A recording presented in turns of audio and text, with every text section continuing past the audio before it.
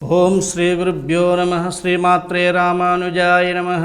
క్రాంబరధరం విష్ణుం శశివర్ణం చతుర్భుజం ప్రసన్నవదనం ధ్యాయే సర్వవిఘ్నోపశాంతయే.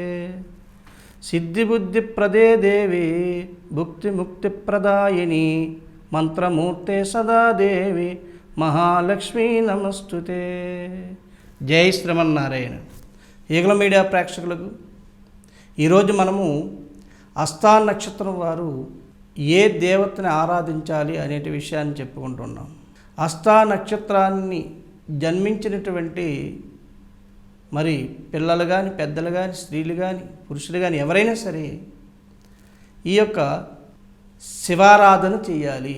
శివారాధన ప్రతి సోమవారం రోజు కూడా లేదా ప్రతి శుక్రవారం రోజైనా సరే మీరు మారేడు దళాలు తీసుకుని ఆ శివాలయానికి వెళ్ళి ఒక రాగి చెంబుతో నీళ్లు తీసుకుని వెళ్ళి కొద్దిగా మారేడు దళాలు పండు ఫలము కూడా తీసుకుని వెళ్ళి నందీశ్వరుడి దగ్గర ఒక బియ్యము పిండితోటి ఒక ప్రమిద తయారు చేసి అక్కడే ఆ ప్రమిదలో ఆవునేతితో దీపం పెట్టి ఆ యొక్క పరమేశ్వరుడు అయినటువంటి శివలింగం మీద ఆ నీళ్లు పట్టుకెళ్ళినటువంటి జలాన్ని పోసి మారేడు దళాలతో అర్చించి ఆ స్వామివారికి పట్టుకెళ్ళినటువంటి ఆ పదార్థం నివేదన చేసి 11 ప్రదక్షిణలు చేసి స్వామివారికి మీరు మనసులో ఉన్న కోరిక చెప్పుకున్నట్లయితే ఈ యొక్క హస్తా నక్షత్రం వారు ఈ హస్తా నక్షత్రాన్ని జన్మించిన వారి యొక్క హస్తా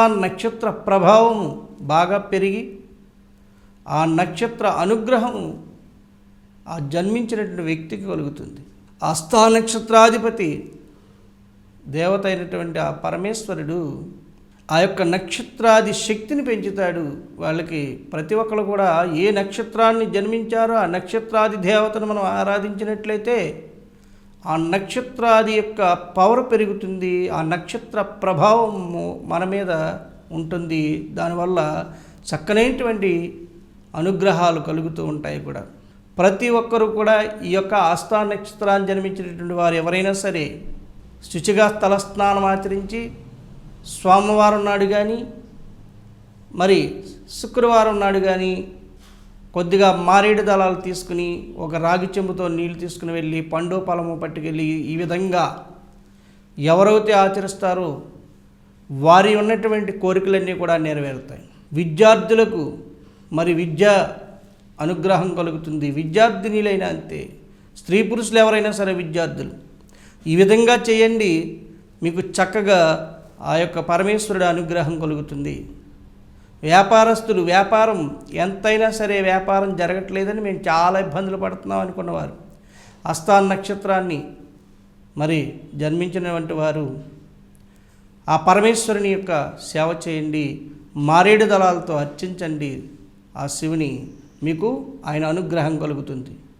ఉద్యోగస్తులు ఉద్యోగం ఉన్నటువంటి ఆ చుట్టుపక్కల ఉన్న వారందరి వల్ల కూడా అనేకమైన ఇబ్బందులు కలగటం కానీ పై అధికారుల వల్ల ఇబ్బంది కలగటం కానీ వాళ్ళకి జరిగేటువంటి ఇబ్బందులు అన్నీ కూడా తొలగిపోవాలంటే ఆ స్వామివారిని ఆ పరమేశ్వరుణ్ణి ఆ శివుణ్ణి చక్కగా ఆరాధించండి.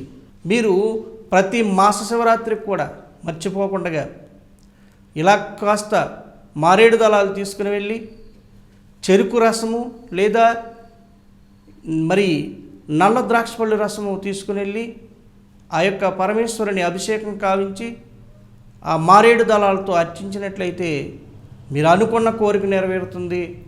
ఈ విధంగా ప్రతి మాస శివరాత్రికి చేయండి, 13 మాస శివరాత్రులు చేయండి. మీరు మీ అనుకున్నటువంటి కోరిక నెరవేరుతుంది. అదేవిధంగా ఐశ్వర్యవంతులు అవుతారు కూడా. ఎంత పేదవాడైనా సరే ఈ ఆచరణ చేస్తే అతను కోటీశ్వరుడు అవటంలో ఎటువంటి సందేహం లేదు. విశ్వాసం, నమ్మకం, దృఢమైనటువంటి సంకల్పం ఉండాలి. ఆ విధంగా మీరు ఆచరించండి, ఆ స్వామివారి యొక్క అనుగ్రహం కలుగుతుంది మీకు చక్కగా.